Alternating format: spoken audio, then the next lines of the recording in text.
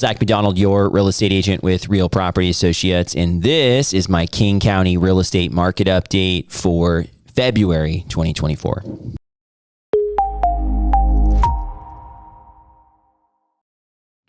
King County, what's up? We're looking at the housing market stats here from last month, January 2024. And we're going to talk about what's going on in the King County housing market as we head towards the spring. And if we're looking at the new listings, we saw a slight uptick in year-over-year numbers here, 5.4%. So that's good. More houses coming on the market. We really haven't seen enough houses coming on the market in King County here for a while. And if we look at the new listing jump from last month, we had 545 new listings in December versus the 1,324. So that's a nice healthy jump. Again, pretty normal to see that jump from the holiday season into January.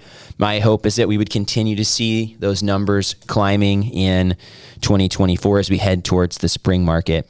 Now, pending sales also up considerably from last month, but about the same as last year, 1,202 pending sales in King County.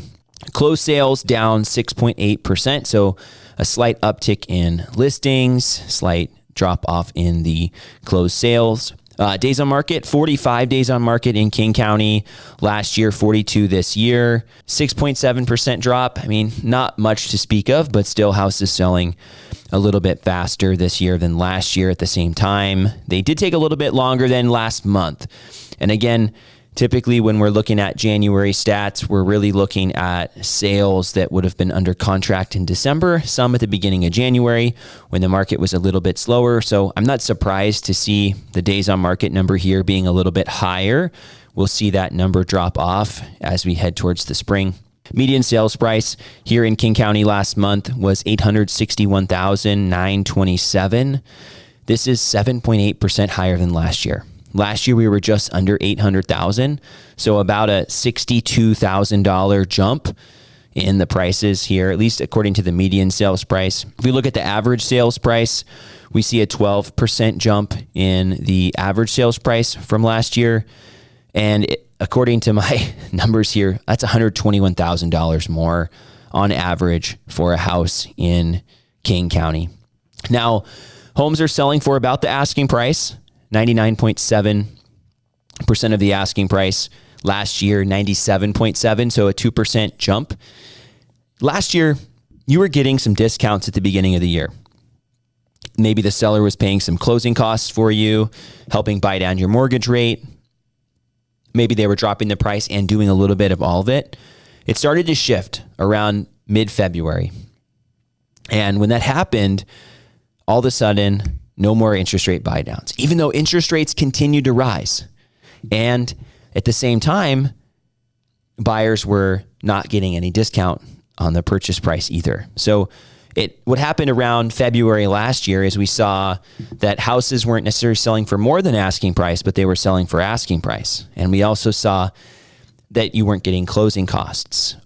Now, it's quickly turned to removing contingencies again from the contracts and bringing back some multiple offer scenarios just very briefly. And looking at the inventory numbers here, the amount of homes for sale, I'm seeing, well, I would say concerning is not the right word. I just don't think we've got a lot of inventory.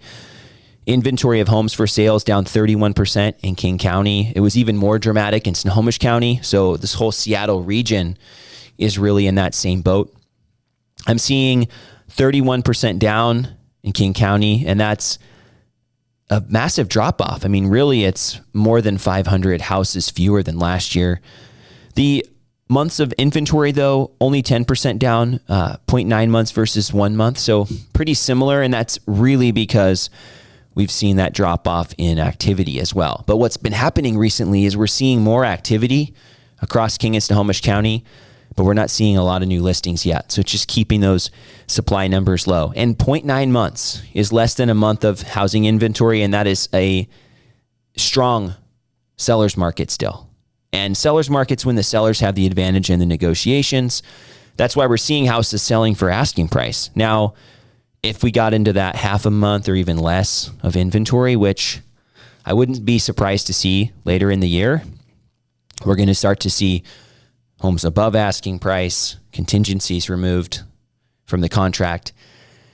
And that's not what buyers want, right? Buyers want to be able to buy in a more balanced market. It's not right now balanced, but it's closer to balanced. It gets way out of balance if these inventory numbers continue dwindling. So as I'm looking at these numbers and I'm studying the market on a weekly basis in the Seattle housing market watches. So if you're not following those, I would suggest paying attention to those weekly updates. What we're seeing is just things are tightening up, which to me is a sign that as interest rates start coming down, which many are expecting to do here in the next couple months, that we're going to see a lot of new buyers in the market, and we're going to start to see some of that upward price pressure. So if you're a buyer, somebody thinking about buying in King County, whether that's Seattle or Bellevue or somewhere on the east side or maybe even on the south end, happy to have a conversation with you about what's going on here in the housing market specific to your situation and the area that you're looking at. And if you're somebody thinking about selling here in King County,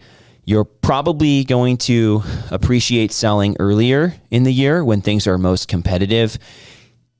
It may turn out that later in the year is just as competitive, though, with some of these rate drops. So again, I can't predict the future, but just from past trends, the spring and really early summer is usually the hottest time of the year. Typically, when you get into the middle of the summer, you got people traveling, so you've got less buyers in the market. But things might be a little different this year if rates are also dropping down in the summertime here too. So thanks so much for watching this month's King County Real Estate Market Update. If you made it all the way to the end, I've got a couple favors for you. Number one, if this was valuable for you, please consider subscribing and following along on a regular basis. And if you know somebody who could benefit from this content, please share it with them.